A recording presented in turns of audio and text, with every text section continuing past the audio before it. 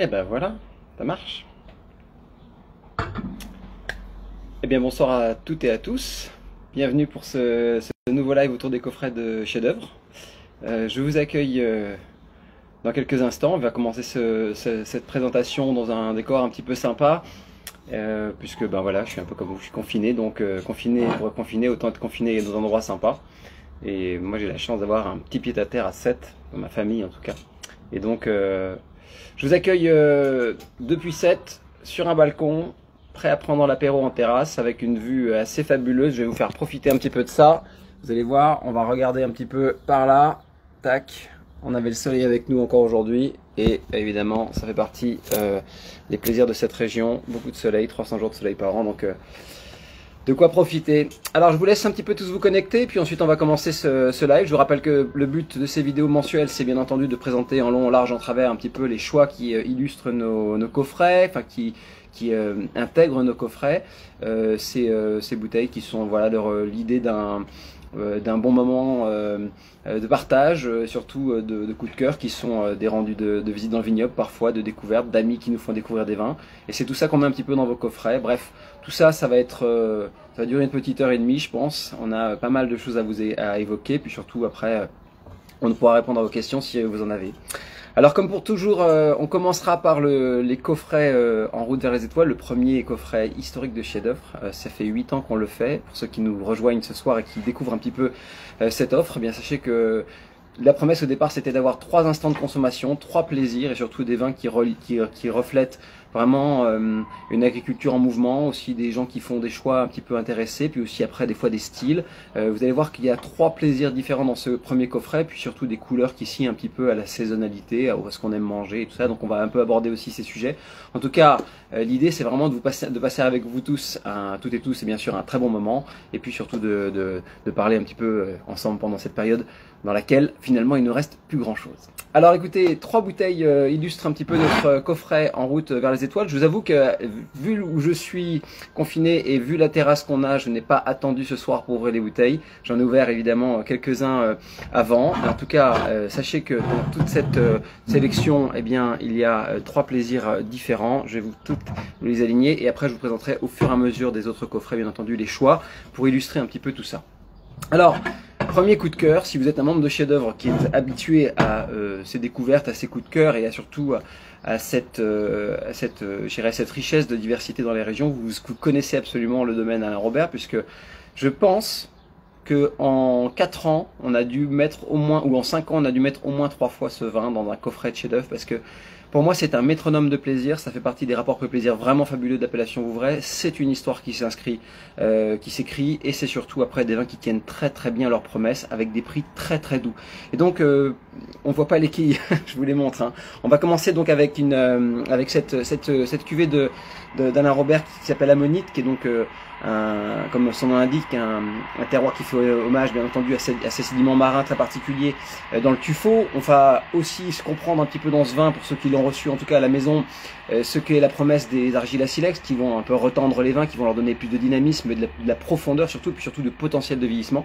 Mais surtout, je voulais un petit peu illustrer cette régularité absolument folle. Il faut savoir que c'est une bouteille qui coûte moins de 15 € chez un caviste, qui permet d'avoir une véritable lecture de Vouvray. Alors il y en a des très bonnes, il y a bien sûr le de Manuette, il y a Foreau, il y a Sébastien Brunet, il y en a plein d'autres. Mais ce que je trouve absolument remarquable dans cette propriété, c'est la régularité et sur la sagesse des prix, qui a toujours été remarquable. Et moi j'ai encore des 2015 et des 2016 que j'avais acheté et que j'avais gardé dans ma cave personnelle, qui sont vraiment merveilleux aujourd'hui. Donc je voulais partager avec vous ce coup de cœur. Alors pour la petite anecdote, Ammonite c'est la grande cuvée entre guillemets du domaine, hein, une grande cuvée de sec qui isole donc un parcellaire. Ce sont des fermentations sous bois, puisque le domaine a été un petit peu, je dirais, coaché par Jacques Iblot, qui les a un petit peu je dirais orienté dans les choix, et surtout après des équilibres très intéressants entre des chenins à 12,5 d'alcool avec une super tension, pas de malolactique, mais surtout après une très très belle patine des fûts, et surtout après, ça c'est important de le souligner, un millésime qui a de la tonicité, qui a de l'énergie, qui a de la fraîcheur, de la concentration. On le sait sur les grands chenins de Loire, pour tous les chenins que j'ai goûtés sur 19, on a l'étincelle, on a la magie, on a l'éclat que n'avait pas forcément par exemple 2018, hein, même si c'était un millésime millésime réussi chez pas mal de très bons domaines. 2019, voilà, moi j'adore, je trouve que c'est de la folie en termes d'équilibre et surtout un très très grand, une très très belle équation entre ces chenins qui sont vifs, tendus, salivants et salins, avec un peu de chair et d'onctuosité derrière. De mémoire, sur Vouvray ou Montlouis, par exemple, sur Montlouis chez Jackie Blot, le millésime qui était à peu près à ce niveau-là, c'était 2015 chez Jackie Blot particulièrement. Pas forcément chez tout le monde, hein. Mais sinon après des millésimes comme ça qui sont un peu parfaits, bon il n'y en a pas 50 millions, il y a eu 2002 qui était grand à une époque, il y a eu 2008, puis après il y a eu quelques années un peu plus difficiles, un peu différentes, des équilibres dans les baies un peu nuancés qui font plus ou moins d'étincelles et surtout qui donnent des potentiels de vieillissement très différents. Alors voilà, donc ça c'était le premier coup de cœur de ce coffret, je vais vous en parler un petit peu dans le verre parce que bien sûr promettre c'est bien mais prouver c'est beaucoup mieux. Cette bouteille d'ammonite de chez Alain Robert, bon, d'abord, elle est un peu comprimée par sa jeunesse, parce que évidemment, les mises en bouteille se sont faites il n'y a pas trop longtemps non plus. Mais par contre, c'est un vin qui a je dirais et d'ailleurs, si vous avez cette bouteille à la maison, n'hésitez pas un petit peu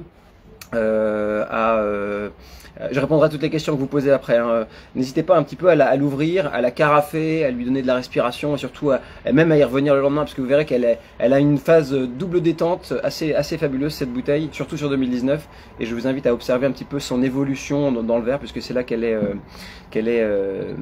intéressante. Alors, je finis la dégustation du vin et après je réponds à toutes vos questions sur le domaine parce que j'ai vu qu'il y avait pas mal de questions qui sont tombées au fur et à mesure que j'évoquais cette cuvée. Alors, si vous avez un peu de repères sur les vins de Jackie Blot, vous ne serez pas totalement perdu. Là, clairement, on est vraiment pas très loin d'un Clos de la Bretonnière en termes de style. On a cette petite patine des bois qui est très légère. Je sais qu'il y a des fûts qui viennent de chez Chassin. Il y a mais c'est pas des fûts neufs, c'est des fûts qui vont un tout petit peu, je dirais, arrondir un peu les angles, qui vont enrober un petit peu cette matière. Et au nez, ça donne cette conjugaison assez fabuleuse de pierre à fusil, de poire. Cette note un tout petit peu de châtaigne rôtie, enfin effrottée quoi, un petit peu drapé. On a cet univers un petit peu très léger du bois, mais qui escorte un petit peu tout ça. Ça apporte des petites connotations de céréales à l'univers un peu salivant. Moi j'aime bien, ça apporte du cocooning et surtout un côté un peu, je dirais moins glacial hein, que ce que la craie ou ce que la dimension vive du chenin peut apporter dans son extrême jeunesse. En tout cas, ça c'est la promesse, on la connaît très très bien. Enfin aromatiquement, on la connaît très très bien dans les vins de la Tailloulou par exemple, mais évidemment, c'est pas quelque chose qui est figé, c'est pas quelque chose qui est orienté, c'est quelque chose qui est simplement l'idée d'un beau terroir d'argile à silex par rapport à une fermentation comme ça en levure indigène sous bois, et puis avec ce type d'élevage.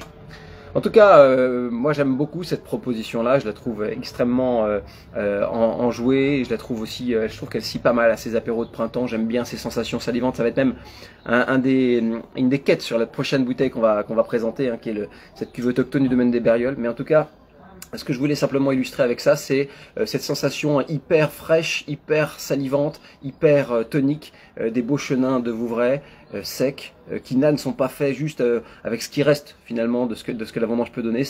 On fait l'effort, on va chercher les grands secs, et ça c'est une des grandes, je pense, un des grands changements dans cette appellation Vouvray. Maintenant, on fait plus juste des secs pour faire des secs, on fait des secs pour aller jusqu'au bout du rêve, et donc on met les petits plats dans les grands pour faire quelque chose de plus en plus sensoriellement appliquant, au-delà des demi-secs ou des grands moelleux que tout le monde a apprécié et connu dans des grands domaines voisins.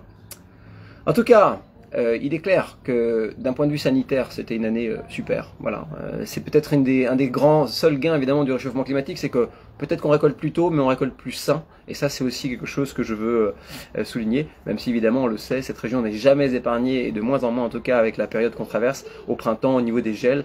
Je crois que là encore, Vouvray cette année a pris très cher, enfin, comme beaucoup de vignobles d'ailleurs, mais dans la majorité des quelques millésimes qui se sont succédés, 2019 a été un millésime un petit peu épargné quand même, mais dans les autres années ça a été une succession un petit peu d'années en merde quand même, et donc je lève mon verre aux grands vignerons de Vouvray en leur disant qu'on est là pour aussi soutenir un petit peu leur travail.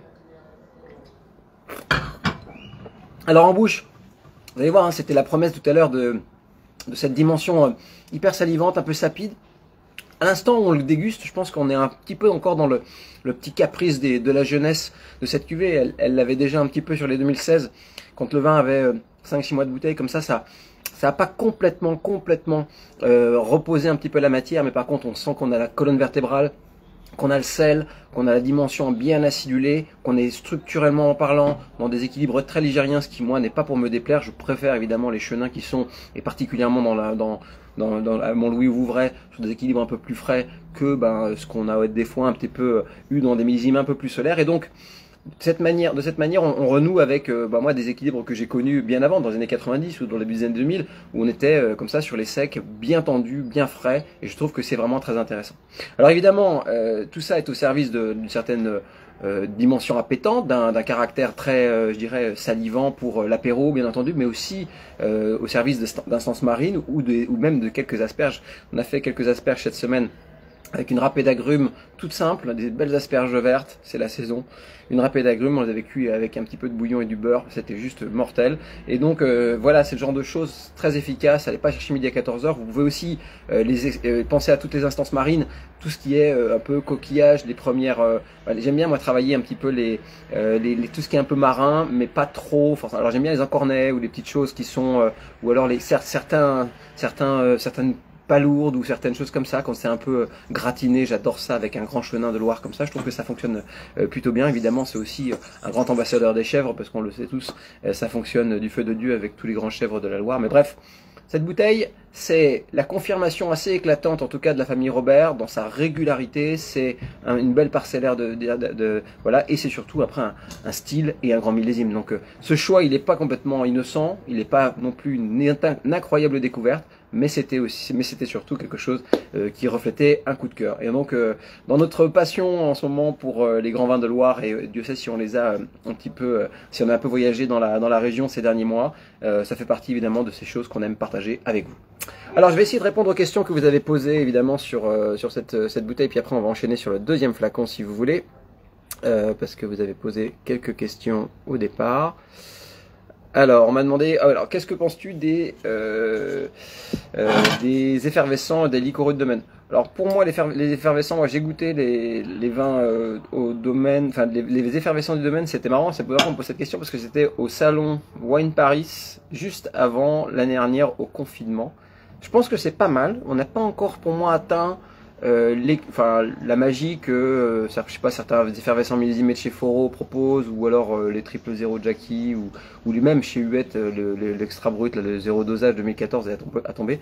Je pense que ça fait partie des belles progressions. On n'a pas encore tout à fait canalisé la mousse comme j'aime, on n'a pas encore tout à fait cette expression là. Franchement, je pense que c'est pas mal. Après, c'est aussi un des domaines qui est très abordable. Il y a encore un peu de chemin sur les effervescents pour moi, puis les liquoreux je peux pas répondre parce que j'en ai pas goûté récemment, donc mais voilà, mais c'est un bon domaine, faut creuser un petit peu. Je pense que ça fait partie de ces plaisirs qui vont se déployer au fur et à mesure que évidemment l'expérience s'installera. Alors, on m'a demandé également, peut-on parler de terroir sur un vin qui n'a pas fait sa malo? Bon, alors ça c'est une question, je sais pas, peut-on dire je répondrai par une question, peut-on dire qu'un Vouvray de Foro qui a jamais fait sa malo et qui ait 20 ans et qui soit incroyable en dégustation avec beaucoup plus que tout simplement la densité du jus et le sucre ou autre, est-ce qu'il n'y a pas de terroir? Je sais pas, je pense pas que la malolactique bloquée soit un frein à l'expression de l'identité minérale d'un lieu. Alors là on pourrait faire un grand débat. Pour moi la minéralité ou le terroir c'est le terroir c'est le sol en adéquation avec un climat, et avec au milieu de tout ça quelqu'un qui le met en mouvement. Et donc cette question est un peu touchy parce qu'elle c'est pas le process de vinification qui va inhiber la totalité des messages. Et ça c'est quelque chose qui est important. Que la malo soit faite ou pas, ça inhibe pas forcément le message du ciel et du climat. Que la malo soit faite ou pas, ça inhibe pas complètement les sels minéraux qu'on peut ressentir en bouche, et ça inhibe pas non plus les signatures architecturales de la cuvée. Donc est-ce que le terroir c'est malo pas malo? Je pense que on s'écarte on est dans un débat qui est pas forcément nécessaire. Je pense pas que ça soit quelque chose voilà. Il faut simplement rappeler que les malolactiques qui ne se font pas, c'est souvent parce que les caves sont très froides. C'est aussi des fois parce que ça ne veut pas se faire tout seul. Alors est-ce qu'il y a du terroir ou pas quand ça se fait pas tout seul? Allez demander la question à Maxime Cotenceau là qui a Rully avec des millésimes chauds, avec une cave qui est pas si glacée que ça, avec tout ça, arrive pas à faire ses malos assez montagny. Alors est-ce que c'est un problème d'agronomie? Est-ce que c'est un problème tout court? Je sais pas. En fait, pour moi, malo, pas malo, ce qui compte, c'est le résultat. Il y a des vins très excitants qui ne font pas leur malo, il y a des vins vraiment très chiants qui la font, et je pense que ce qui reste, c'est l'identité du lieu, et si on arrive à le ressentir, tant mieux, quoi. Après, le reste, histoire de goût, entre guillemets. Voilà, désolé pour Soif de Nature qui nous pose cette question et qui vous laisse, voilà, je peux pas vraiment répondre, je pense que c'est une histoire de goût, hein.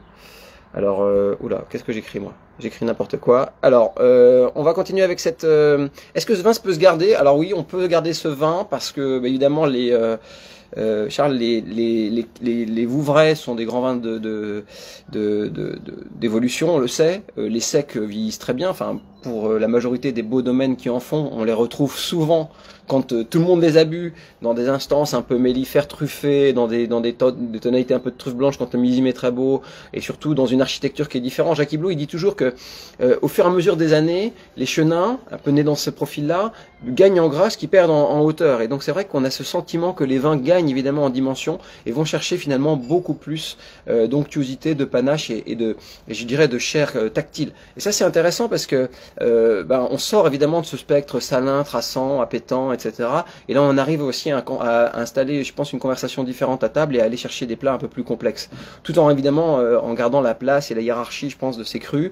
Mais en tout cas c'est intéressant de les faire vieillir. Moi je vous invite à les faire vieillir, surtout dans les bonnes années. Alors je pense que par exemple les 2015 c'était super, mais aussi il y avait d'autres millésimes qui ont pas mal évolué. Alors il y aura certainement une hiérarchie dans les millésimes, mais sachez que les grands secs de ce style-là, sur des belles cuvées un peu soignées, ça vieillit très bien. Et pour ceux qui ont même un doute sur ça, je vous invite à venir boire un verre chez Chef d'Œuvre quand on sera déconfiné. Je vous amènerai des Montlouis Rémus 93 de chez Jacques Iblot de l'époque. À l'époque, je vous assure que c'était pas du tout ce que vous avez connu. Et quand on goûte ça, et quand on se dit c'était les pires raisins à l'époque qu'ils pouvaient faire, c'était pas un millésime, il avait pas les bons, il travaillait pas du tout comme maintenant, etc.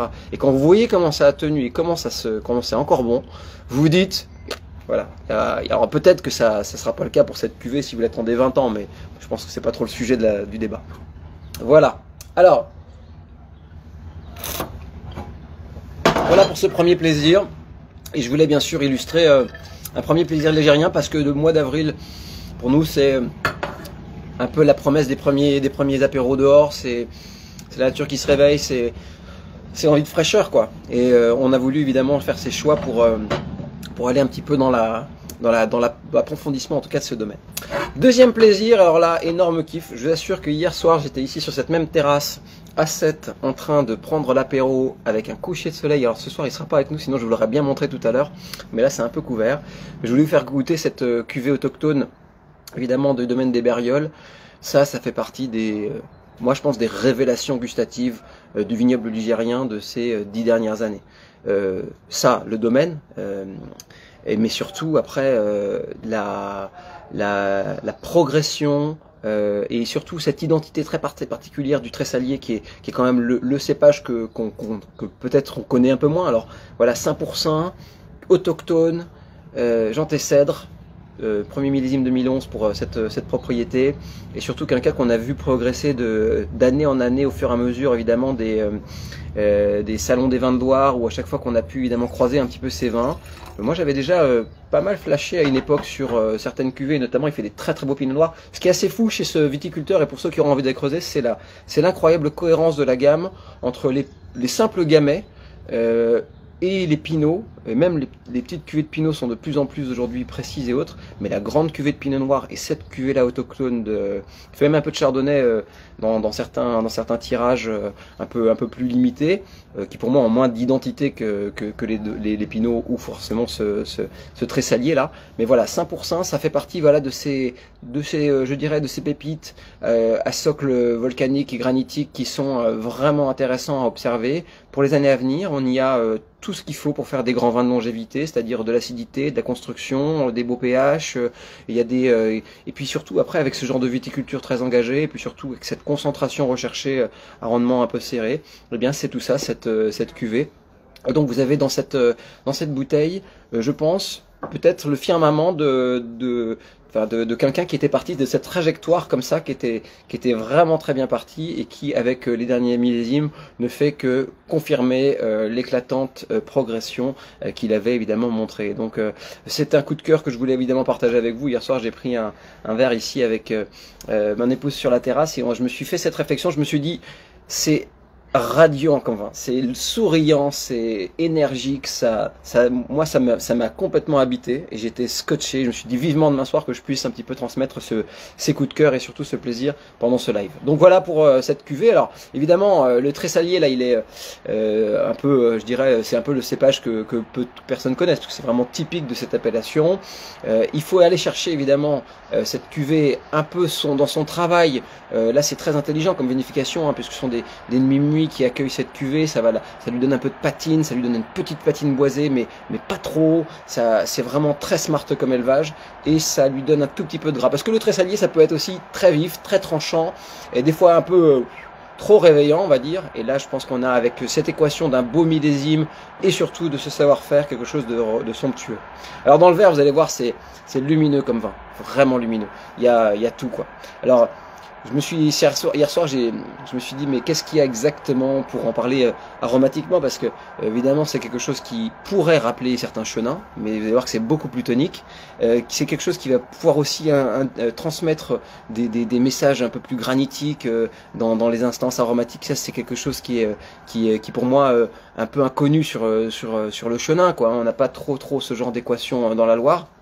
Ou alors sinon en Afrique du Sud ou ailleurs, mais ce qui est intéressant c'est vraiment d'avoir la manière dont tout ça est très étincelant, très lumineux et très frais. Alors aromatiquement, moi je suis un peu sur un petit jus de rainette, vous savez, cette pomme un peu acidulée, très acidulée, même un peu tonique, qui conjugue un petit peu l'amertume, la peau d'agrumes, etc.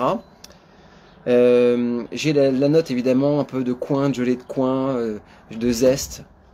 Et puis j'ai cette petite patine aussi très chouette, hein, des demi-muits qui accueillent ce vin et qui sont élevés assez longtemps dedans. Et puis j'ai aussi voilà cette instance un peu. Alors granitique, moi je dis ça parce que c'est difficile, il n'y a pas d'arôme dans le granit, mais dans les vins de type granitique que j'aime et qui trouvent pour moi dans certains secteurs de l'Alsace où il y a toujours je trouve des notes d'infusion, de plantes type verveine ou des choses comme ça, voire même un petit peu de citronnelle, de choses comme ça. Et je trouve que derrière tout ça, pour moi, il y a un relief qui invite au voyage. On peut même partir un peu presque, je trouve, sur cette note, sur ce bouquet, sur presque le côté un peu racinaire, épicé du gingembre. Et donc, pour moi, c'est quelque chose qui a une véritable signature, qui est d'abord un très joli vin, bien entendu, à faire découvrir, parce que il est pour ce qu'il est, mais surtout, c'est une super partition. Mais c'est surtout, après, un grand vin, vous allez voir, c'est radieux et lumineux en bouche, c'est fabuleux. Alors, niveau tonicité, ça trace. Moi, j'adore. Je trouve que on a le même caractère salin minéral claquant que certains grands sauvignons sur calcaire. Je pense à un grand terroir genre petit Chemarin ou grand Chemarin sur la commune de B. Vous voyez ce côté presque, on a tout de suite ce côté crayeux, mais ça n'est pas d'acré là, mais on a quelque chose qui rappelle qu'on a un socle en dessous. C'est pas juste un raisin qui est bien mûr et qui a de l'acidité, c'est autre chose. On a vraiment cette instance-là minérale très particulière. On a surtout après quelque chose d'hyper traçant, avec un coffre finalement qui est assez long, et beaucoup d'extraits secs et de persistance aromatique intense. Et donc au fur et à mesure que je déguste mon verre dans cette cuvée, au fur et à mesure aussi qu'elle prend des degrés, je me dis mais quelle capacité à faire passer de l'énergie, de l'acidité et de la longueur. Ça c'est quand même assez rare d'avoir cette émotion là, en tout cas sur ce genre de profil, parce que souvent on a des vins qui peuvent être hyper appétants, salivants, etc. Mais là on a voilà, ça attire vraiment la longueur. Et donc on a bien entendu le pédigré d'un très grand vin de Loire. Je pense que ça va faire partie des cuvées qui vont imprimer vraiment la décennie qui arrivera, et surtout des grands domaines qui va faire beaucoup de bruit dans la région. Donc voilà, partager ce coup de cœur avec vous, c'était une évidence. Sachez en tout cas, pour la petite anecdote, que l'année dernière, juste avant le premier confinement, j'avais essayé d'avoir cette cuvée pour vos coffrets, mais c'était pas possible. Donc je suis content de la retrouver dans un millésime aussi fabuleux, et surtout après d'avoir l'opportunité de vous la faire déguster dans ce coffret En route vers les étoiles d'Avril. Je lève mon verre à Jean Cèdre et à sa fabuleuse cuvée. Alors, évidemment là, vous pourrez aller chercher du marin, une terrine de chèvre frais, des petites herbes, vous pourrez aller chercher tout ce que vous voulez, qui est hyper comme ça, qui appelle cette sensation un peu salivante. Allez, pourquoi pas faire un petit carpaccio de barbe crue avec une bonne huile d'olive, du cédrat, quelque chose qui va twister tout ça. Donnez-lui un petit peu de gingembre râpé et ça va être un pied monstrueux. Il faut pas aller chercher midi 14h, je pense que dans sa construction, cette cuvée, non seulement est savoureuse pour la déguster maintenant, mais elle est aussi, et ça on verra parce que je vais en garder quelques-unes, elle va être aussi une super cuvée d'évolution. Alors, j'ai pas trop de repères moi sur les tressaliers à l'évolution. J'avoue que je fais pas trop la collection des 5% blancs sur des cuvées haut de gamme comme ça. Je serais curieux d'avoir d'ailleurs un avis pour ceux qui ont peut-être la chance de partager cette bouteille et qui l'ont déjà dégustée. Mais en tout cas, c'est une cuvée qu'on va suivre. On va la suivre bien entendu dans ce beau millésime 2019 et on va la suivre en bouteille pour que vous puissiez aussi après peut-être la retrouver, en tout cas pour ceux qui referont des soirées avec nous, pour ceux qui voudront évidemment resurfer un petit peu sur ces coffrets. On le fait régulièrement, on l'a fait régulièrement, prendre des bouteilles, des coffrets, en garder un petit peu et les ressortir 5 ans ou 6 ans plus tard pour voir un petit peu ce qu'elles donnent quelques années après. On est toujours assez fiers. Alors des fois on se plante, mais des fois c'est absolument génial. Donc voilà, je pense que cette cuvée est bien née et qu'elle a surtout beaucoup de choses à nous apprendre sur ce vignoble massif central et ces socles qui font voilà la Loire volcanique a un avenir assez glorieux devant elle. Il va falloir un petit peu maintenant composer avec les différents acteurs et creuser un petit peu toute cette richesse qui s'offre à nous. Troisième coup de cœur de ce coffret en route vers les étoiles. Alors évidemment, là, on revient à Bordeaux. Ceux qui étaient présents au cours sur Bordeaux en mouvement étaient certainement très heureux d'avoir la présence à nos côtés de Yann Todeschini, qui donc a participé à ce cours. Et puis il y avait d'autres intervenants, mais ce qui était intéressant, c'était de parler un petit peu de cette région, de ses acteurs, de la manière dont elle évolue, et puis surtout après des plaisirs qui s'y dessinent. Pour la petite genèse, moi j'ai sourcé cette bouteille. C'était l'année dernière, pendant le premier confinement, on avait reçu un échantillon, mais j'avais pas complètement. On avait raté le colis et on était passé un peu à côté des bouteilles, mais on avait regoûté en fin d'année dernière, et là on a vraiment dit oh là il y a un truc, parce qu'on a goûté bien entendu à l'aveugle. C'est je dirais la manière la plus agréable de découvrir des talents, des coups de cœur et surtout de savoir si les vins vous donnent quelque chose. Et ça a été le cas vraiment sur 3 vins de Mango. Et donc là, on s'est dit il y a un truc, et voilà. Donc on a fait le choix je remercie bien entendu le domaine d'avoir ouvert un petit peu sa cave pour nous permettre de mettre ce vin dans vos coffrets. On voulait parler bien sûr de Bordeaux en mouvement, mais en dehors bien sûr de tous ces classements, de toutes ces évidemment, même si on a fait un grand Saint-Émilion, mais de toute cette je dirais méga sphère des grands crus classés, des 170 châteaux qui depuis pas mal d'années maintenant nous ont échappé. Là, j'aime bien l'idée qu'on revienne d'abord à une histoire de famille, d'entrepreneurs, de gens qui vont assez loin dans la quête évidemment du message de leur terroir. Il y a beaucoup de viticulteurs comme ça à Bordeaux, et ça c'est quelque chose qu'il faut un petit peu souligner, mettre bien entendu sous les projecteurs et illustrer. Mais aussi surtout après, ce que j'ai beaucoup apprécié en échangeant avec Yann Todeschini et puis son frère Karl, qui va lui aller beaucoup plus loin encore. Il faut savoir que il fait son stage en ce moment chez Thierry Michon pour la biodynamie. C'est des gens qui sont en perpétuel mouvement, en pleine évolution, en pleine réflexion, qui testent beaucoup de choses. Ils testent plein de types de vinification différentes. Ils font des types d'élevage différents. Ils essayent, en tout cas sur... Il y a 37 hectares à Mango, mais il y a une autre propriété à côté, et ils ont à peu près une 50aine d'hectares qui les fait un petit peu rayonner, qui leur permet un petit peu de s'exprimer comme ça sur ce terrain de la découverte de nouveaux plaisirs et autres, tout en gardant évidemment les racines de ce qui existait, à savoir ici une cuvée quintessence qui est un bloc isolé depuis 96 par leur père, avec une sélection de vieilles vignes et surtout, et ça c'est intéressant, du merlot, mais on n'est pas tout à fait sûr. Alors c'est la petite anecdote croquante de cette cuvée, on n'est pas tout à fait sûr qu'en paléographiquement parlant ça soit du merlot. Ça pourrait être un croisement de Cabernet Franc et de merlot, enfin un truc un peu pas tout à fait clair. En tout cas, les ampélographes se penchent un petit peu sur le sujet en ce moment. Et donc, ce qui est intéressant dans cette cuvée, c'est qu'elle imprime, je dirais, un passage de relais entre la génération passée et surtout la génération qui arrive, qui elle, vous l'avez compris, donc est en train de faire évoluer un petit peu cette offre et de creuser dans cette richesse que la région de Bordeaux peut offrir. Alors, cette cuvée, moi je l'avais appréciée vraiment parce que d'abord, 2014 c'est un millésime que je trouve un bon classique bordelais. Je pense que c'est pas quand les millésimes sont hyperboliques, hyper enrobés, etc. qu'on a la vérité, les véritables messages d'un point de vue sensoriel du sous-sol. Ce que j'aime bien dans les 2014, c'est que c'est pas juste des muscles et puis un bel élevage, etc., etc. On en connaît plein, des vins comme ça, on en a bu plein. Maintenant, ce que j'aime, moi, c'est quand on a un peu de verticalité, des racines, quand on a quelque chose qui va vraiment faire saliver, qui va aller aussi chercher en gastronomie d'autres plaisirs, et surtout après, qui a une belle courbe d'évolution un peu ralentie comme ça. Moi, ce que j'aime à Bordeaux, c'est la manière dont dans ces cuvées-là, dans ces millésimes-là, c'est la manière dont ça évolue très lentement ou très sagement et dont on se régale quelques années plus tard. Très souvent, hein, on a tendance à le souligner quand il y a un beau socle géologique, quand il y a une belle viticulture, quand on a tous ces messages qui sont emprisonnés dans la colonne vertébrale d'un vin. On a toujours tendance à retrouver évidemment ces plaisirs-là avec l'évolution, et parfois on ne mise pas simplement sur les muscles, on mise beaucoup plus sur l'esprit. C'est un petit peu ce que je voulais illustrer dans ce 2014. D'ailleurs, Yann dit les 2015 sont commercialement beaucoup plus successful parce que c'est un marché bien entendu international, mais 2014 est beaucoup plus excitant en termes de sensations, de qualité sensorielle, avec évidemment tout ça. Donc ce que je voulais voilà, illustrer ce soir, c'est un Saint-Émilion Grand Cru. Alors une parcellaire avec des calcaires astéries un peu particuliers, une super viticulture, des vieilles vignes, et puis surtout une des propriétés qui fait beaucoup parler d'elle aujourd'hui aussi. Donc ça c'est aussi important de le souligner. Ça veut dire que il n'y a pas que Chef-d'œuvre qui a mis le doigt sur ce genre de plaisir, il y a aussi beaucoup de journalistes, de gens qui, bien entendu, entretiennent cette passion pour la propriété, qui sont qui applaudissent évidemment cette proposition.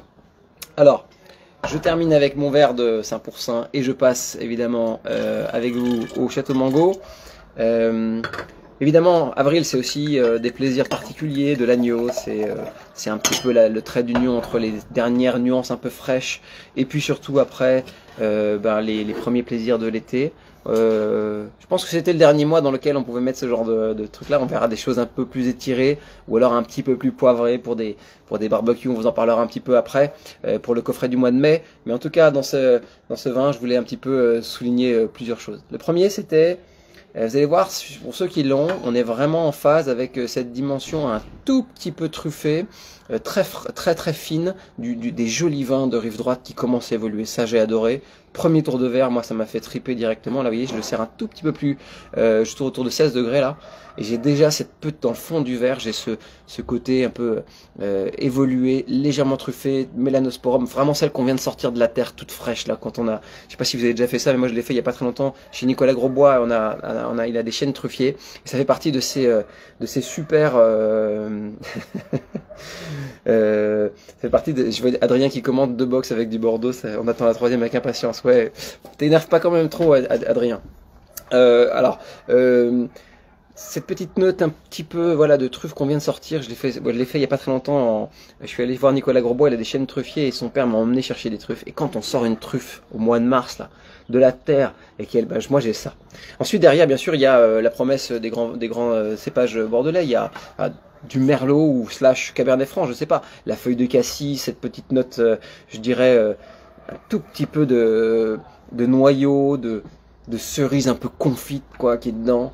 On a aussi beaucoup de sincérité, peu de bois, et ça je trouve c'est assez admirable, même si c'est une cuvée. Alors Yann dit que c'est peut-être le plus classique des vins qu'ils produisent à Mango, dans l'esprit bordelais. Mais admirez quand même ce bouquet qui n'a pas ces instances un peu trop torréfiées, café, mocha, etc., qui ont des fois un peu, je dirais, rendu stéréotypés ou un peu trop classiques les bouquets de ça. Moi j'aime bien cette justesse du fruit et surtout après les plaisirs que ça propose. Hein. Alors quand on l'aère un peu, on va vraiment sous l'humus, on va chercher un peu la truffe, on est vraiment sur ça.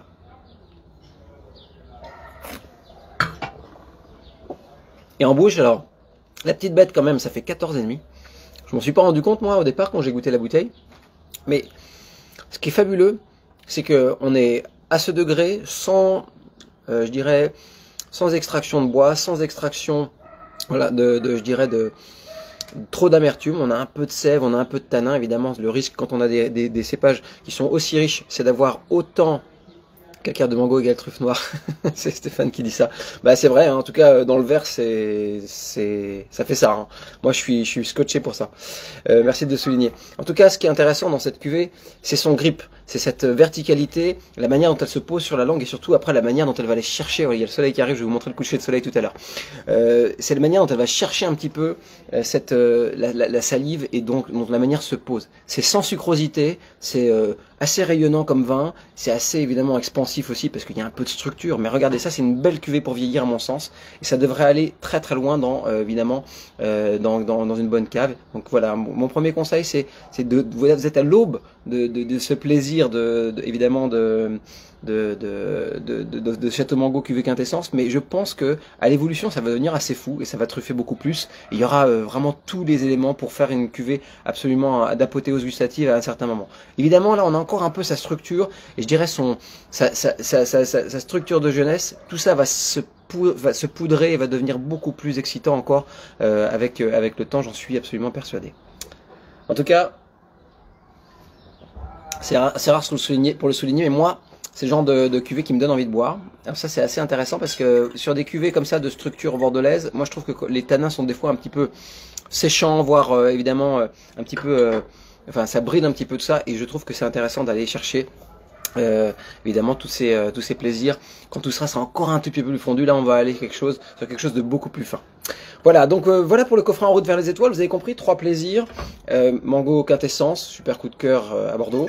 Les Bérioles autochtones, le 5% de mes rêves. En tout cas, je n'avais jamais goûté de ce niveau-là, et ça fait partie de ces cuvées. Et puis surtout après, un vin qui devrait également... Là. Ce qui serait intéressant à regarder dans le temps sur ces 3 bouteilles, je suis sûr que les 3 vont truffer avec de l'évolution, parce que les 2 premiers ont des super acidités, des bonnes maturités, et ça généralement sur ces cépages-là, ça fait des instances truffées. Mais en tout cas, le Château Mango, vous l'avez déjà un petit peu en message, ça va truffer, c'est clair.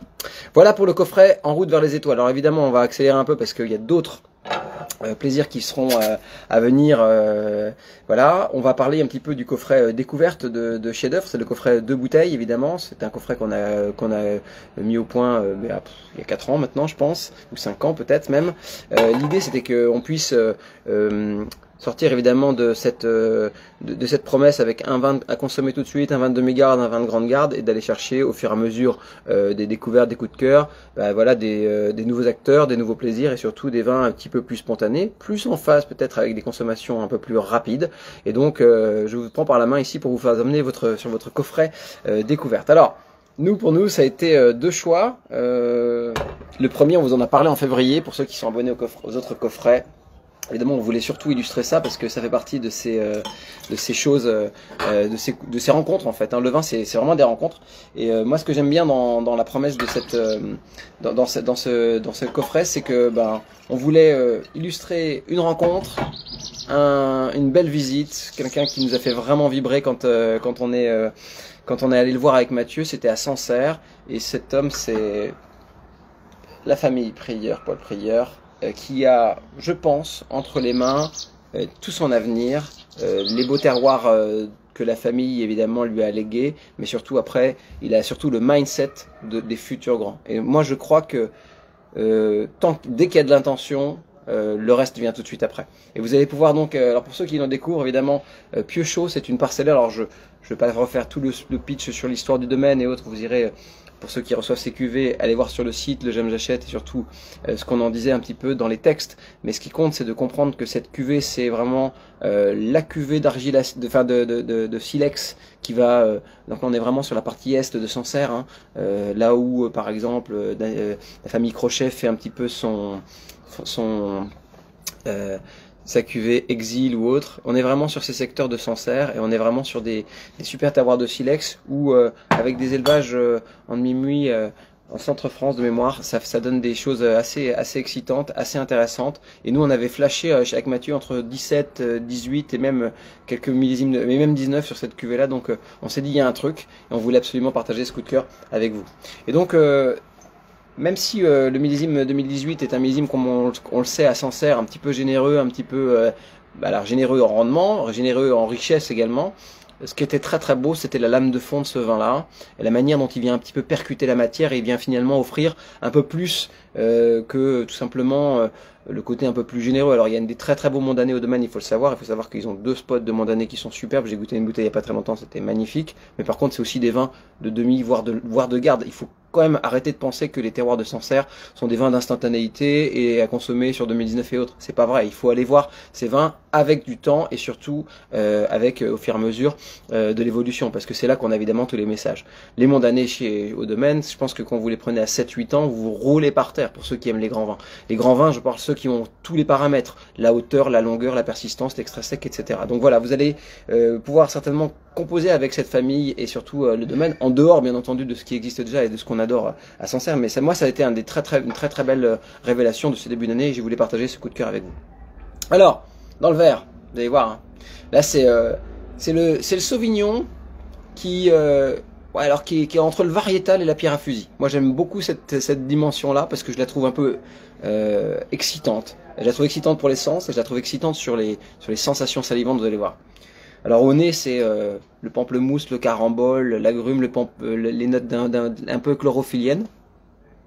Et puis c'est aussi la pierre à fusil, le silex fumé, un peu. On sent vraiment qu'on a cette dimension-là qu'on a sur Saint-Andelin, qu'on a sur certains secteurs. Hein. On a cette petite étincelle de 2 cailloux qu'on frotte très fort entre l'un avec l'autre. Et puis après, ce qui est intéressant, c'est la bouche. Hein. Alors moi, je l'ai goûté plusieurs fois cette bouteille. À un moment, je l'ai trouvé un peu en dedans, et surtout, je pense que c'était au mois de février. Je me suis dit, bon, elle n'a pas le relief qu'on avait, voilà. Mais c'est une cuvée, je pense, qui, au gré des températures et surtout au gré des moments, surtout quand on la déguste, peut offrir évidemment des profils très très différents. Alors, ce que je vous conseille vraiment de faire avec cette cuvée, c'est de bien la carafer et surtout pas la servir trop froid. Parce que sinon, vous allez, sur cette phase de jeunesse là, camper un petit peu sur le côté un peu structurant, un peu serré encore de cette matière. Par contre, moi j'observe quand même, j'ai quand même goûté cette cuvée plusieurs fois avant de vous en parler, j'observe quand même qu'elle gagne en gras au fur et à mesure que vous l'aérez, etc. Donc allez la chercher un petit peu dans ses racines et surtout dans sa propre identité. Vous voyez, le soleil arrive, là ça va être un coucher de soleil de dingue, je vous promets ça pour tout à l'heure. En tout cas, cette cuvée, elle a vraiment cette signature un petit peu du silex sur le Sauvignon, et on a évidemment la griffe des beaux Sancerre sur silex. Voilà, donc un coup de cœur, bien entendu un vin là encore qui est au service des préparations du printemps, les premiers chèvres, les préparations un petit peu crues, marines, un peu les tartares, les choses comme ça qui vont être évidemment peut-être ce que vous aurez envie de préparer. Je pense aussi à tout ce qui est un petit peu plus méditerranéen, des gambas grillées, des choses comme ça avec du citron confit, des herbes et autres. Pensez à la cuisine un petit peu libanaise, partout il y a un petit peu d'herbes fraîches, de menthe, de choses comme ça, ça marche du feu de Dieu. Et puis surtout en fait le vin un peu no-brainer, globalement un joli Sancerre quand on le partage avec des amis, souvent ça marche à tous les coups. Donc voilà, ça fait partie de ces coups de cœur, puis surtout de ces jeunes qui, avec d'autres, hein, avec Thibaut Denisot, avec bien sûr l'Épinard, avec tous ces gens-là de Sancerre qui écrivent la famille Rimbaud, et puis d'autres, mais ça fait partie de cette nouvelle partition de Sancerre, et ça c'est intéressant. Alors évidemment il y a les domaines iconiques, Vacheron, Mélo, etc., mais qui sont super. Mais par contre il y a quand même des gens qui bougent, et ça c'est vraiment un très très bon message du vignoble sancerrois. Je voulais simplement le souligner. Alors pour la deuxième plaisir, alors je voulais vous parler un petit peu, eh bien, d'un vignoble quasi extrême. En tout cas c'est ce qui est intéressant dans le vin, c'est que c'est souvent dans l'urgence qu'on fait des trucs vraiment cool. Je sais pas si vous vous rappelez de 2017 pour le Beaujolais, mais ceux qui suivaient la météo ou ceux qui sont évidemment dans le monde du vin savent de quoi je parle. Ça a été un épisode vraiment très particulier. Ils se sont pris au mois de juillet un orage de grêle. Édouard Parinet du domaine m'a envoyé une vidéo. J'aimerais vous la montrer, je ne peux pas évidemment sur Instagram. J'aimerais vous la montrer de l'épisode de grêle du 10 juillet 2017 dans les vignes de Moulins-à-Vent. C'est cataclysmique. Il tombe, il fait noir, il tombe des murs de grêlons. C'est un truc de fou. Et évidemment, ce que je voulais simplement souligner, c'est que certains plaisirs un petit peu plus frais, certains plaisirs plus printaniers, certains plaisirs aussi peut-être plus aérés, viennent de certains accidents. On a fait beaucoup de vins, je pense qu'il y a beaucoup de vins qui aujourd'hui sont des vins qui sont reconnus, appréciés, etc., qui sont nés dans la douleur. Je pense à Rayas 2002, je pense à tous ces trucs-là. En fait, même pas forcément à des cuvées comme ça, mais je pense à beaucoup de jolis vins qui sont nés dans la douleur. Et donc là, c'est un peu ça. Au-delà, bien sûr, de la promesse d'un vin que j'ai trouvé aussi quand j'avais dégusté, c'était en fin d'année dernière. Quand j'avais dégusté, j'avais trouvé que son profil était très printanier, très frais, très fin, et surtout au service voilà de plaisir assez simple, mais peut-être de rouge un peu aérien comme ça, floraux, frais et sympa.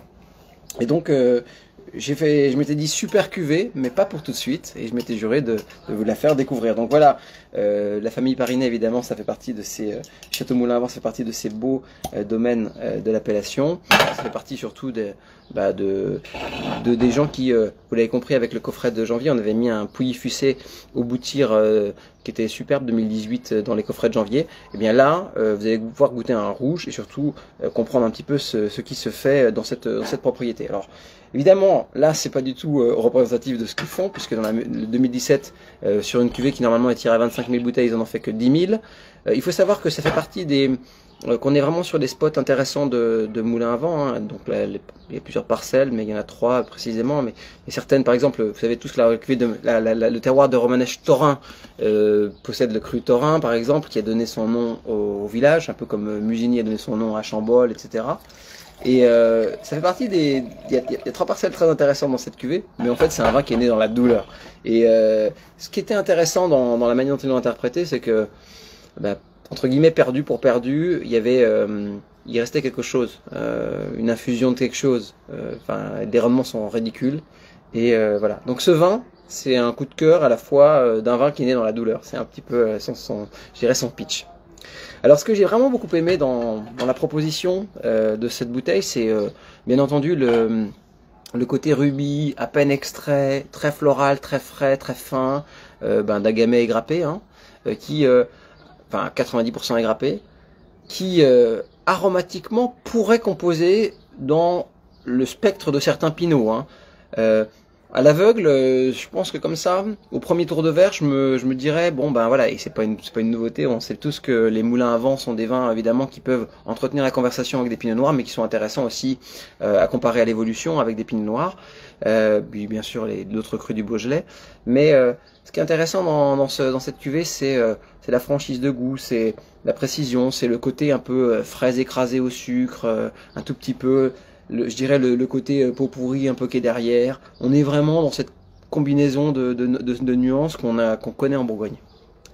Et puis évidemment ce côté un peu cerise acidulée, un peu gourmande également, qui vient par voilà. Et il y a un peu de poivre comme on peut l'avoir évidemment dans certains gamets, mais très peu. En tout cas, ce que j'aime, c'est le côté souriant, très frais et fin de ce vin.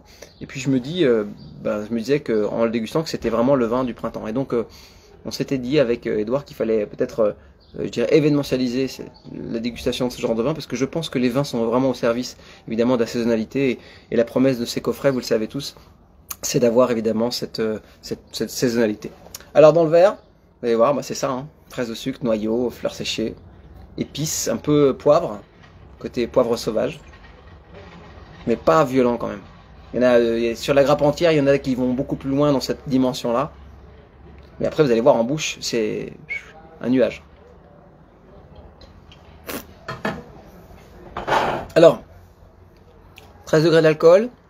On est un peu loin des hyperboles de structure qu'on a connues en 18-19 sur les terroirs du Beaujolais, ce qui est intéressant quand même, parce que je pense que même si le gamay évidemment peut supporter certains extrêmes, il est quand même mieux dans ces équilibres-là.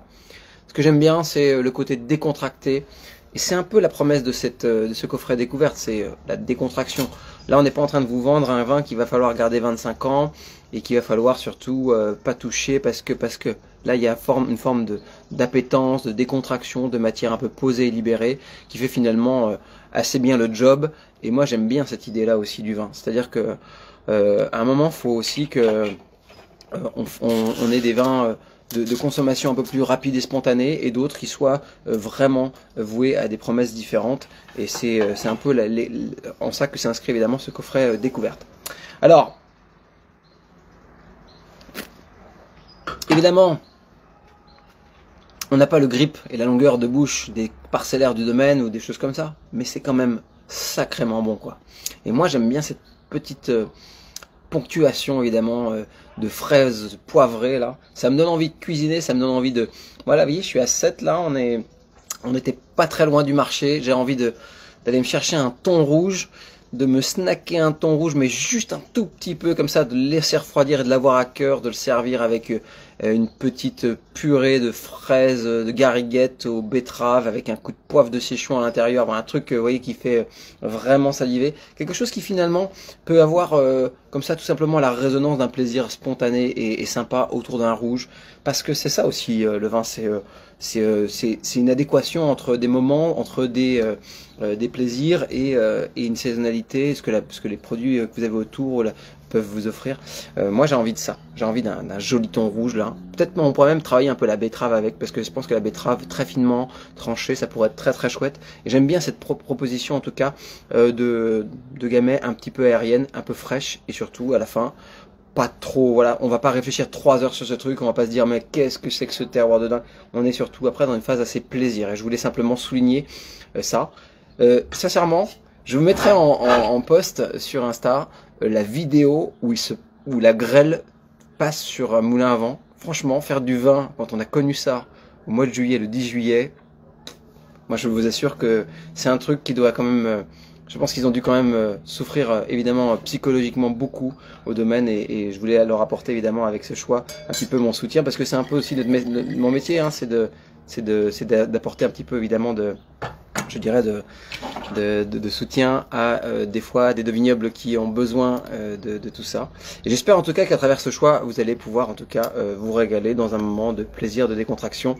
Et il faudra bien entendu renouer avec ce domaine pour aller comprendre un petit peu ce qu'ils font dans leur parcellaire avec ces vins de demi-garde, voire de longue garde que les parcellaires proposent à Moulin à Vent. Voilà pour le coffret découverte, j'espère que vous avez évidemment apprécié. Si vous avez des questions, n'hésitez pas à les poser, évidemment ça sera sympa de les partager. On va parler un petit peu du coffret, évidemment, absolument rouge, 3 bouteilles, parce que c'est aussi une partie de nos clients qui adorent, qui préfèrent les vins rouges, et ça c'est aussi un goût. Le vin c'est une histoire de goût, rappelons-le.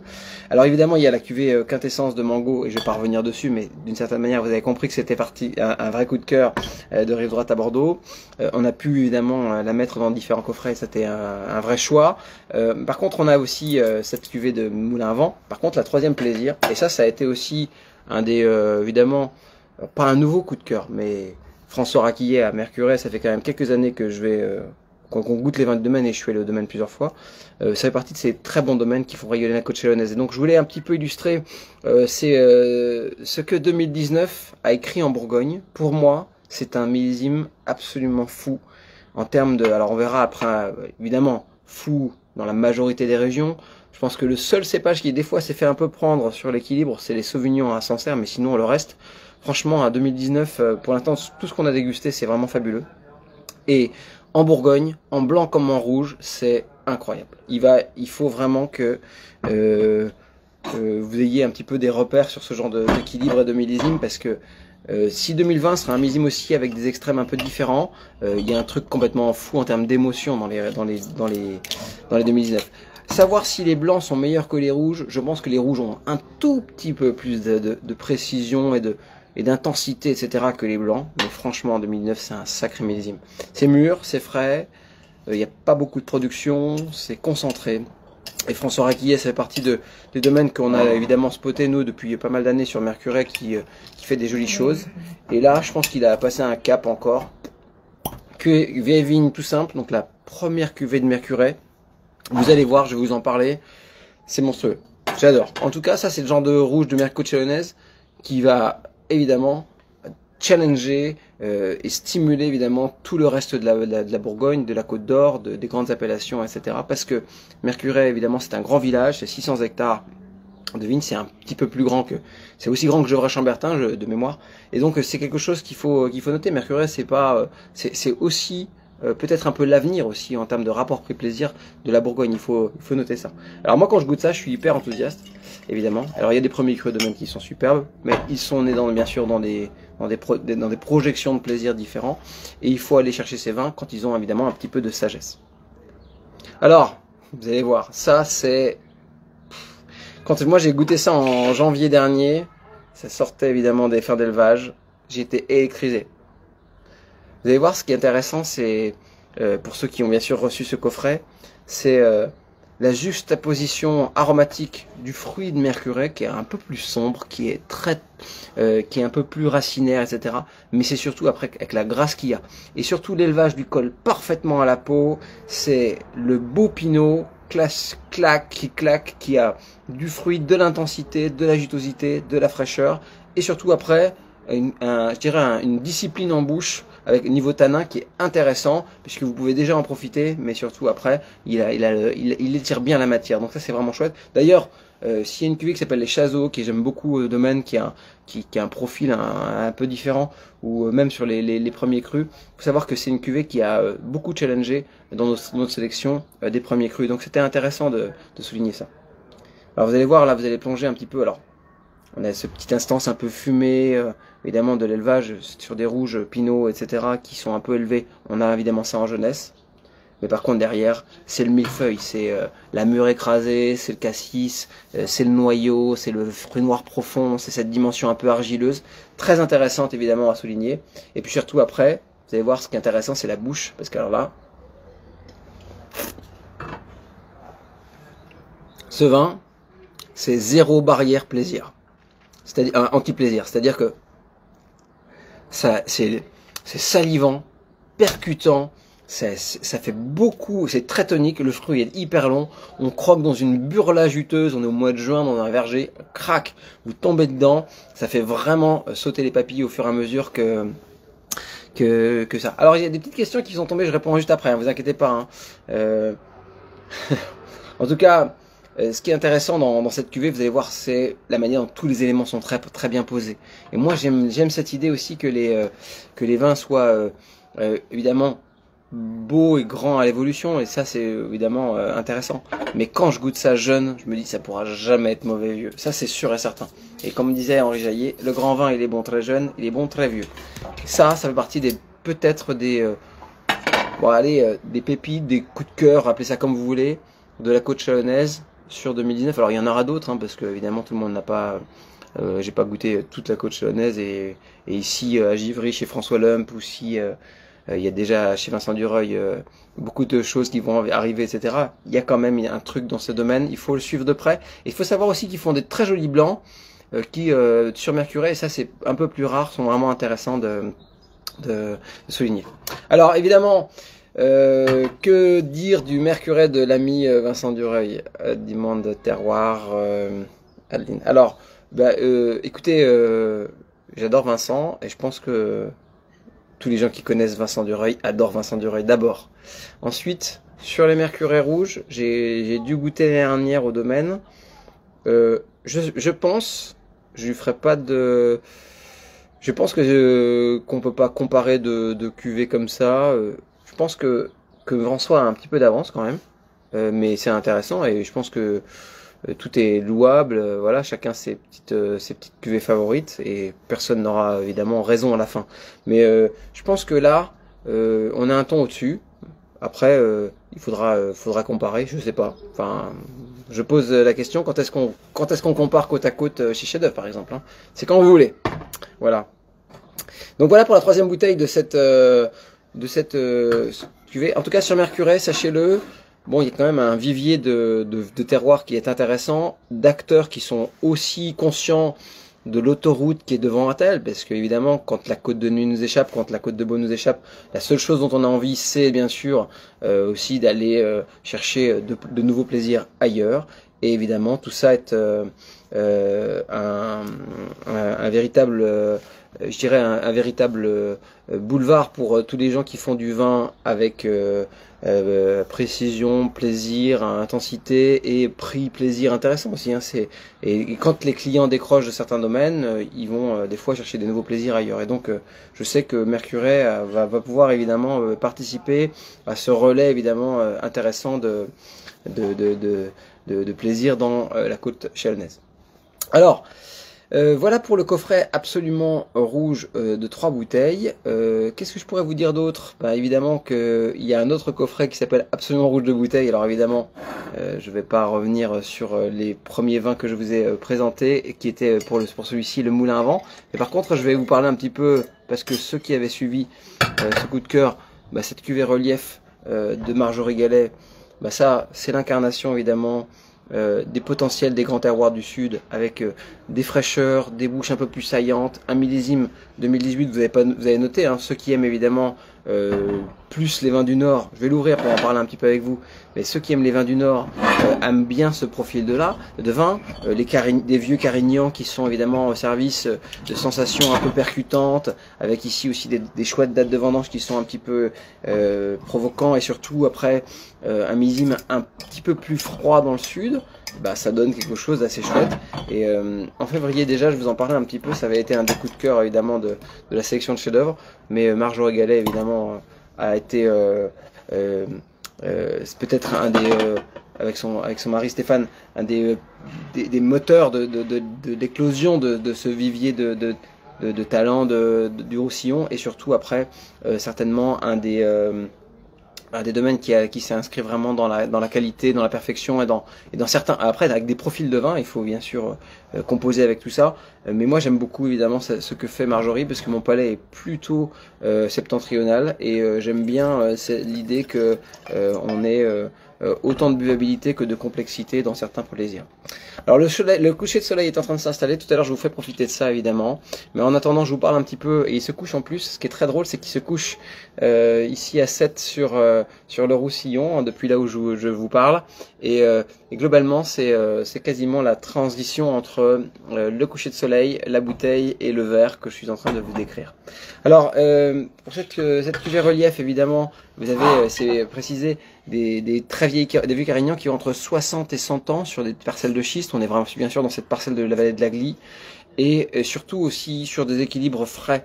2018, les Carignans étaient mûrs, pas trop haut, et ça c'est intéressant parce que ça donne les bouches un peu plus percutantes. On a cette équation entre guillemets de vieille vigne concentrée avec l'acidité, schiste et à la fois millésime, et donc ça donne pour moi, en tout cas en termes en tant que bourguignon, des reliefs et des plaisirs qui sont très différents que évidemment des fois des cuvées un peu plus solaires, un peu plus enrobées, ou voire un peu plus concentrées, des fois un tout petit peu plus saturantes, que le Carignan peut donner quand il est évidemment concentré. En tout cas dans le verre, vous allez voir, c'est une vraie promenade. Moi j'aime beaucoup parce qu'on y apporte la dimension un peu sauvage, on apporte la dimension un peu sauvage à un fruit qui est un tout petit peu confit, un tout petit peu compoté, le caractère un petit peu édulcoré je dirais d'un cassis qui a été extrait et vraiment un peu macéré dans du sucre. On a cette dimension un petit peu épicée, sauvage, garrigue qui arrive dans l'univers là. Et puis surtout après, vous allez voir, on rentre un petit peu dans un caractère un peu plus limite un peu plus sanguin, un peu plus roche fumée, etc., qui est intéressant. Et ce que j'aime beaucoup finalement dans cette cuvée, c'est le contraste entre la richesse et la sensation saline et fraîcheur acidulée. Ce qui sur des rouges est un peu rare, hein, évidemment, mais le schiste étire un peu les bouches, on sait toujours. Ça a tendance aussi à mettre un peu les reliefs en tanin dans certains terroirs, mais ce qui est intéressant, c'est la percussion évidemment qu'offre évidemment cette sensation un peu sapide, salivante des schistes. Alors, on y va.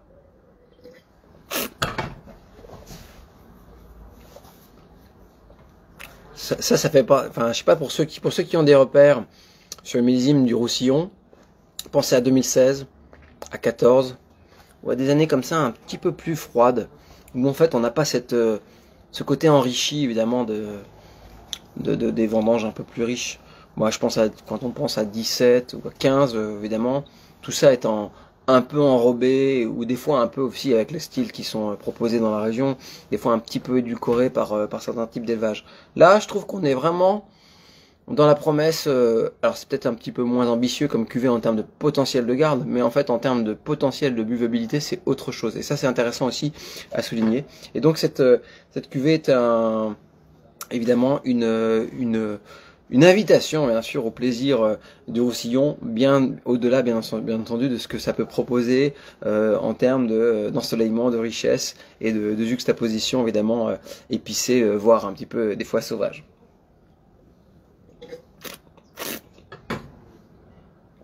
Vous observerez, pour ceux qui aiment un petit peu la granulométrie des tanins, le grain de ce vin, ça a vraiment du grip. C'est pas trop sec. Il n'y a pas de, je dirais, de caprice évidemment imprimé par ce vin. On a juste ce qu'il faut de fruits pour déborder un petit peu sur la matière. Et finalement, on a quelque chose finalement qui est très agréable en termes de plaisir. Le plaisir, c'est ce qui compte. Voilà, donc évidemment, absolument rouge, 2 bouteilles. Bah, c'est cette proposition. Un moulin à vent de vieille vigne né dans la douleur, mais finalement en parfaite juxtaposition avec la saisonnalité, avec des plaisirs un peu différents. Et puis aussi bien sûr ce Roc des Anges, relief de Marjorie Gallet, qui depuis belle lurette a écrit une belle partition dans cette région de la vallée de l'Agly et du Roussillon.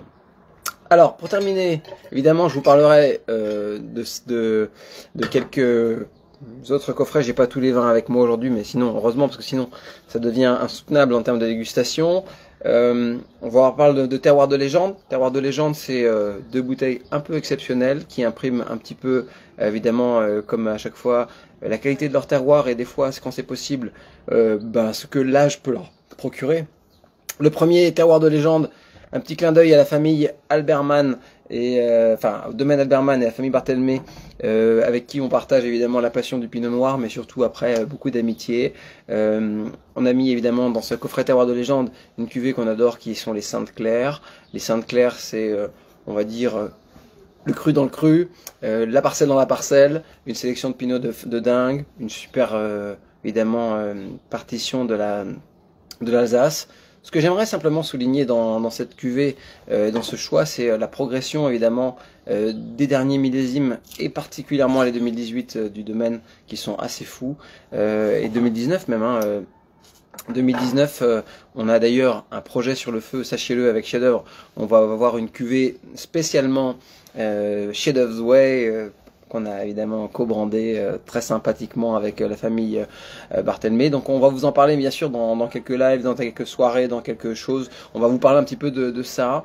C'est un projet chouette, le vin. C'est de partager des coups de cœur et surtout de faire un truc un peu à part. Et donc on vous parlera un petit peu de cette cuvée. En tout cas, les Sainte Claire 2017 de chez Alberman, c'est bien sûr la promesse dans un millésime un petit peu un petit peu plus frais, plus fin, peut-être un peu moins épaulé que les années qu'on a connues derrière. La promesse simplement d'un super vinificateur de Pinot, de grands terroirs et surtout de gens qui, un peu avant les autres, avaient compris un petit peu le potentiel de la région. Mais aussi après, donc pour ceux qui aiment évidemment, et c'était un peu provoquant ce choix, on a envoyé des coffrets à l'aube de Pâques. On avait bien sûr mis un très très joli Porto, un vintage, un 2009 de Dirk Niport. Vous savez que moi je suis un inconditionnel des grands Portos. Depuis mes premières années évidemment de sommelier, j'ai toujours adoré la proposition de cette grande vallée du Douro et de ces grands vins de Porto et des vintage.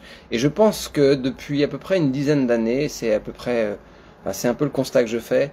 Dirk Niport est au-delà des grands secs qu'il produit, ça c'est quand même quelque chose d'incroyable à souligner. Il faut goûter les cuvées Redoma, Reserva, les cuvées Charme et tout ce qu'il produit évidemment, comme dans son univers évidemment.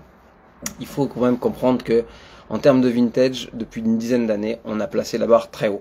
Et donc pour illustrer ça, j'ai mis un Porto Vintage 2009 de la famille Niport pour que ces coffrets soient en phase avec évidemment les plaisirs du chocolat, des chocolats intenses, des plaisirs intenses et surtout de la gourmandise, parce que après tout, c'est peut-être un petit peu ce dont on a besoin.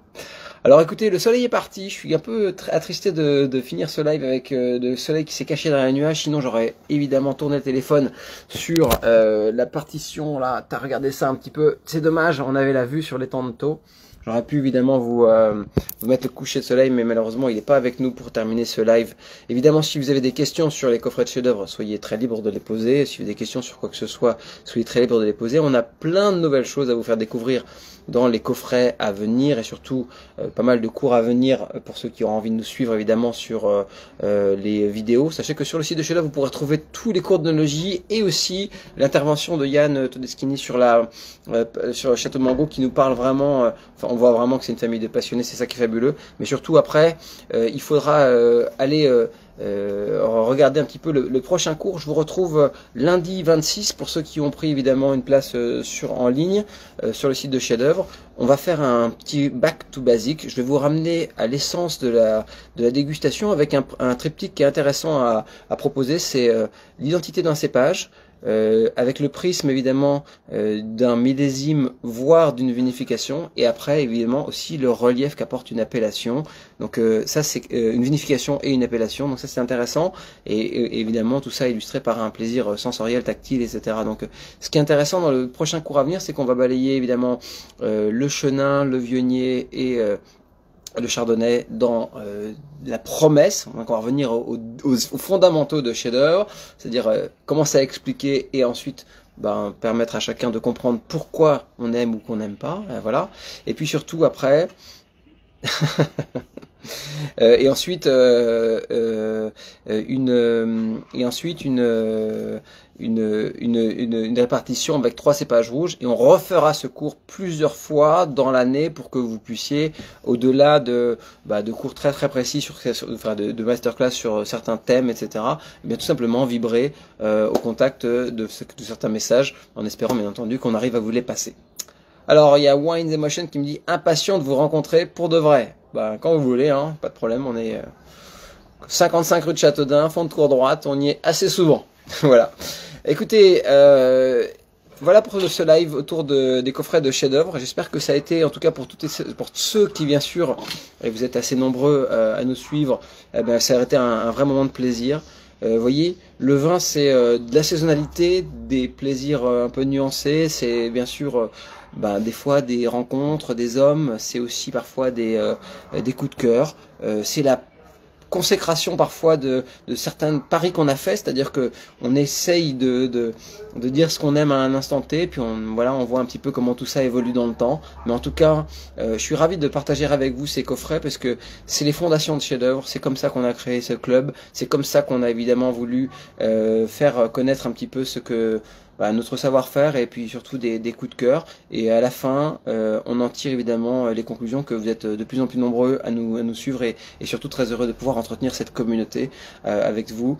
En tout cas, voilà, le confinement, nouveau live en confinement, nouveau décor, nouveau plaisir, la vie continue. J'espère que vous êtes bien à l'abri tous, qu'on va surtout sortir évidemment de cette période, et qu'on va surtout renouer avec tout ce qu'on attend tous, c'est-à-dire se revoir, profiter, déguster, découvrir, rêver, et surtout profiter. Voilà, c'est un petit peu évidemment ces mots. Je termine ce live tranquillement et vous dis à toutes et à tous de belles soirées, belle dégustation. Je vous laisse avec un petit paysage sympathique de Sète. Évidemment, il va me quitter dès lundi quand je vais ramener mes enfants à l'école, mais regardez un petit peu ça. Voilà, vous êtes sur l'étang de Thau derrière, il y a Bouzigues, il y a tous évidemment ces belles, ces beaux paysages, et puis il y a surtout un petit peu le temps qui est avec nous. Et ça, c'est important évidemment de partager un petit peu ces plaisirs aussi. Donc au-delà de la proposition de ces bouteilles, je suis ravi de pouvoir partager avec vous ce coup de cœur de cet endroit qui est quand même assez fou. Venez faire un tour à Sète, c'est quand même une magnifique ville, il faut vraiment profiter de tout ça. Voilà, j'espère que vous avez passé un bon moment. Sur ce, à très bientôt et bonne dégustation. Ciao.